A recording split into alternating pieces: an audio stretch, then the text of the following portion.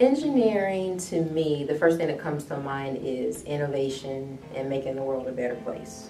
I think the general perception of engineers is that they're nerds, they're geeky, they're smart, and typically may tend to overanalyze a problem or a situation.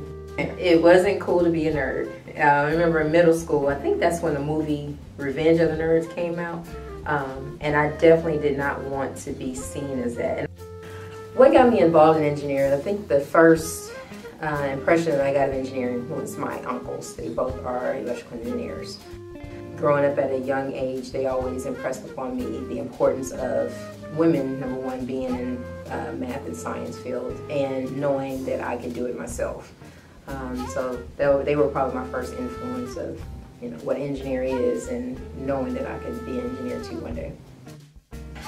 The other aspect of how I got interested in engineering, at a young age I always knew that I wanted to be an engineer, but it wasn't until high school age, my chemistry teacher, she's the one that really influenced me to go into chemical engineering. So, because I just enjoyed chemistry and what it was all about.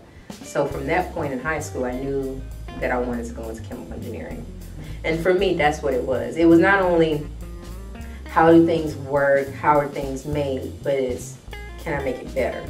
And that can I make it better is the things that got me interested. I fall into some of the stereotypes. I do tend to overanalyze something. Probably not as much as other engineers that I know, but I do look at the full picture and not just focus in on one thing. And so I think that's a good thing. Some people, whether I interact with people within the company or outside in various organizations, if I offer up an opinion, I'm looking at the full picture and they may not see the full picture, so it winds up benefiting the organization or the company.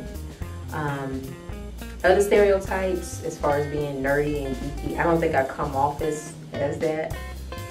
I know some engineers that are. They come off with the, with the pocket protectors and all of that, and just who they are. But I don't think I fall in that stereotype.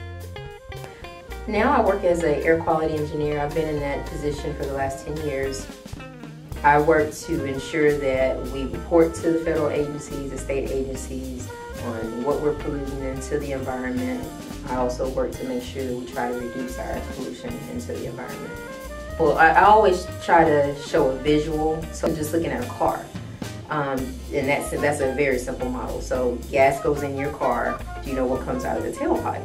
And that kind of intrigues their interest. No, what comes out of the tailpipe? So you have a liquid or gaseous form, what comes out of the tailpipe? Well, what comes out of the tailpipe, for the most part, the catalyst is working to clean up the emissions, but you're still going to have emissions out of the tailpipe. So you can apply that same model to a power plant. So you have coal coming in, natural gas, or whatever you're feeding the project, or the boiler, which in turn you're producing steam, it turns a turbine, and then you're producing electricity, which is a good thing. We all need electricity. The other side effect of that, though, is you're producing pollutants. So we have to clean up the pollutants before it goes up the stack. I want my daughter growing up to know that, yeah, she's strong in math and she can do it.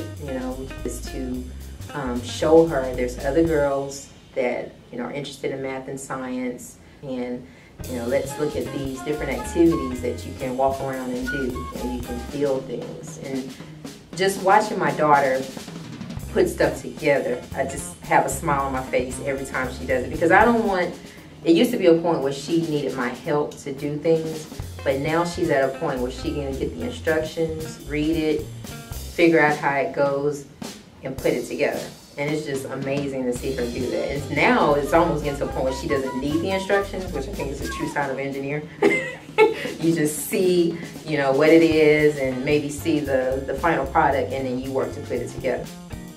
It starts in the home. The mother and the father should definitely encourage their kids to be strong in math and science. And not only, even if they don't desire for their kids to be in a math and science-driven profession, just having those skills in everyday life works great for someone. So, my name is Kimberly, and I am an engineer.